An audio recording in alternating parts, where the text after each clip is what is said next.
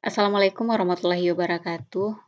Baiklah Bapak Ibu, kita lanjutkan kembali pembahasan soal UP untuk PPG PGSD tahun 2022. Ini sesuai dengan FR.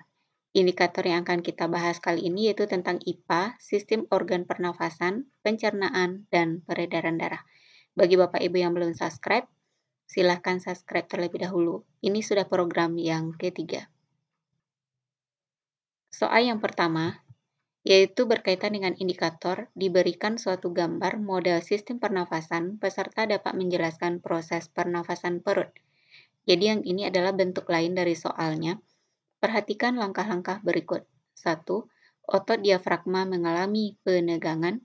2. Otot diafragma mengalami pengenduran. 3. Diafragma akan datar. 4. Diafragma akan melengkung. 5. Volume rongga dada membesar. 6. Volume rongga dada mengecil.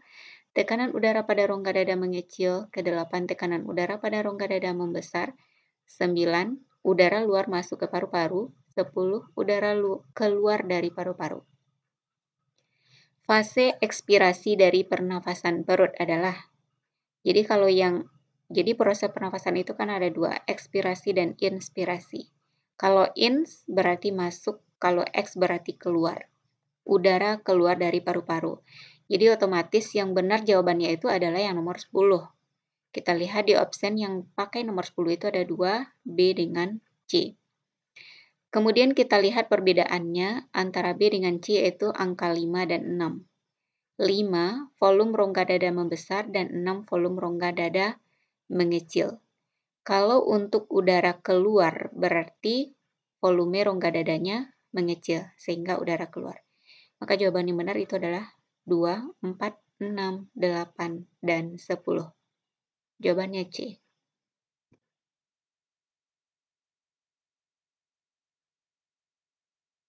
Soal kedua. Ini yang berupa gambar. Ini adalah rangkaian percobaan untuk pernafasan perut, di mana di situ ada 2 buah balon yang awalnya kempis atau tidak berisi udara, kemudian pada saat bagian bawahnya ditarik, akhirnya balon yang 2 di dalam itu mengembang. Ini diibaratkan sebagai paru-paru.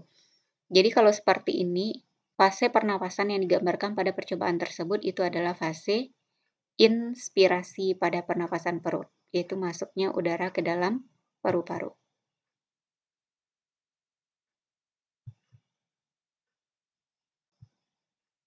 Soal selanjutnya. Perhatikan gambar di bawah ini. Itu adalah gambar dari paru-paru, kemudian ada gambar diafragma. Diafragma itu kalau berelaksasi dia akan melengkung, kalau berkontraksi dia akan datar. Karena dia melengkung sehingga akan mendesak rongga dada, sehingga rongga dada itu mengecil, maka ini adalah proses dari ekspirasi atau ekspirasi pernafasan perut atau pengeluaran udara.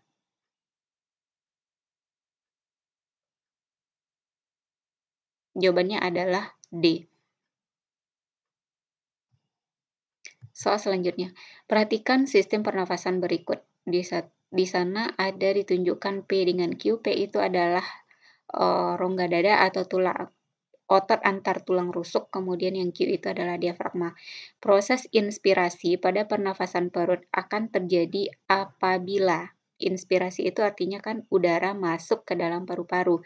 Berarti diafragmanya diharapkan sedang berkontraksi. Kalau berkontraksi diafragmanya itu akan datar. Saat diafragma datar tentu rongga dada akan membesar. Di sanalah udara akan masuk. Jadi pada saat diafragma berkontraksi itu adalah inspirasi pernafasan perut, sedangkan pada saat diafragma relaksasi atau melengkung itu adalah ekspirasi pernafasan perut.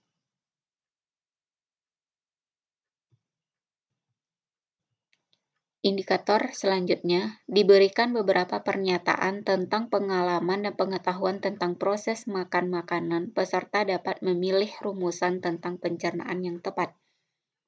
Contoh soalnya, perhatikan gambar organ pencernaan berikut. Di sana ada ditunjuk nomor 1, 2, 3, dan 4.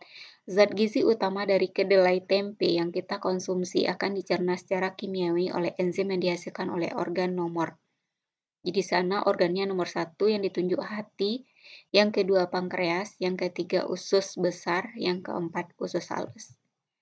Jadi kedelai tempe itu mengandung protein. Enzim yang mencerna protein itu ada 2, pepsin dan tripsin.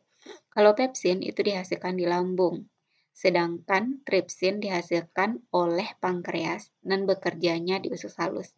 Jadi dihasilkan oleh pankreas, yaitu organ nomor 2.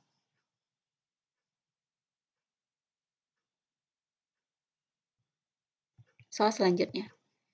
Proses pencernaan yang terjadi pada organ X adalah A. Pengendapan susu menjadi kasein oleh enzim renin. B. Penguraian protein menjadi asam amino oleh enzim pepsin. C. Pencernaan lemak menjadi asam lemak dan gliserol oleh enzim lipase. D. Penguraian amilo menjadi gula sederhana oleh pitialin. Yang ditunjuk oleh X itu adalah usus halus. Di sini ada enzim yang berasal dari pankreas, yaitu lipase, tripsin, dan amilase. Maka yang benar itu adalah C. Pencernaan lemak menjadi asam lemak dan gliserol oleh enzim lipase. A dengan B itu adalah enzim yang dihasilkan di lambung. Sedangkan yang D itu adalah enzim yang bekerja di air ludah di mulut. Selanjutnya, perbedaan fungsi enzim renin dan pepsin yang benar adalah, jadi kalau kita bahas pepsin dengan renin ini, keduanya adalah enzim yang dihasilkan oleh lambung.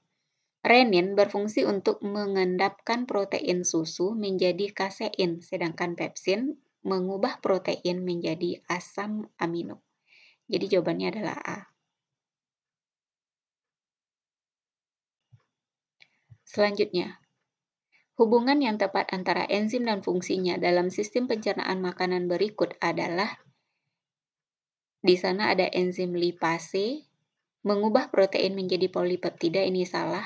Renin, mengubah kaseinogen menjadi pepton. Pitialin, membunuh bakteri dan melarutkan mineral, ini salah. Pepsin, mengubah protein menjadi pepton. Kalau yang B tadi, renin mengubah kasein menjadi pepton, itu salah, karena renin ini mengendapkan protein susu menjadi kasein. Jadi jawaban yang benar itu adalah yang D. Pepsin mengubah protein menjadi pepton. Selanjutnya, nasi yang dikunyah lama-lama akan terasa manis karena A. Di dalam mulut ada gigi sehingga rasa manis terasa oleh lidah. B. Di dalam mulut terdapat ludah yang mengandung enzim amilase yang mengubah nasi atau zat tepung menjadi gula. C. Di dalam mulut terdapat air liur yang mengandung zat gula sehingga nasi terasa manis. Yang D. Di dalam mulut terdapat zat gula yang mengubah nasi menjadi manis. Jadi yang membuat nasi itu manis itu karena di dalam mulut terdapat air ludah yang mengandung enzim amilase atau pitialin yang akan mengubah nasi atau zat tepung itu menjadi gula. Soal selanjutnya. Perhatikan gambar di bawah ini. Itu adalah gambar dari paru-paru, kemudian ada gambar diafragma. Diafragma itu kalau berelaksasi dia akan melengkung, kalau berkontraksi dia akan datar. Karena dia melengkung sehingga akan mendesak rongga dada, sehingga rongga dada itu mengecil, maka ini adalah proses dari ekspirasi atau ekspirasi pernafasan perut atau pengeluaran udara.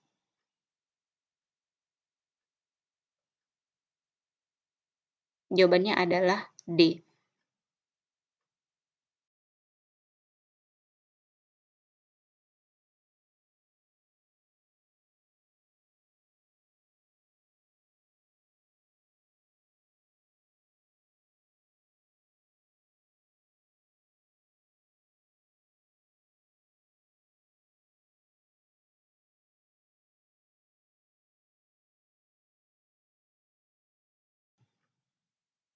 Perbedaan antara tekanan sistol dan tekanan diastol yang benar adalah, ini ada pilihan dari A sampai ke D, dianalisis satu-satu, dan jawaban yang tepat itu adalah yang B.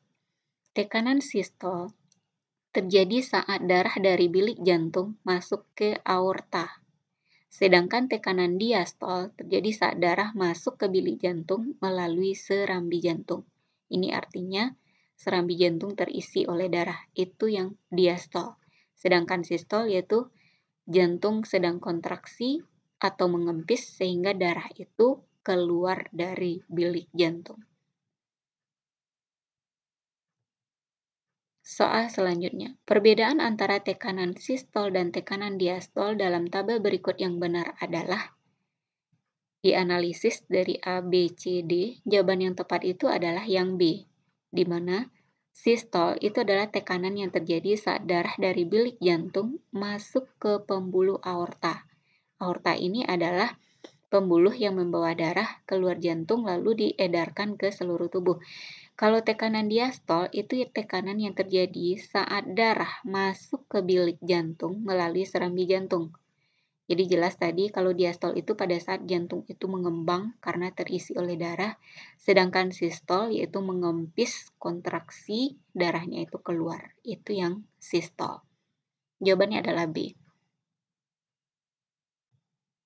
Soal terakhir, dalam proses peredaran darah, jantung memegang peranan penting yaitu memompa darah ke seluruh tubuh dalam dua fase, sistol dan diastol.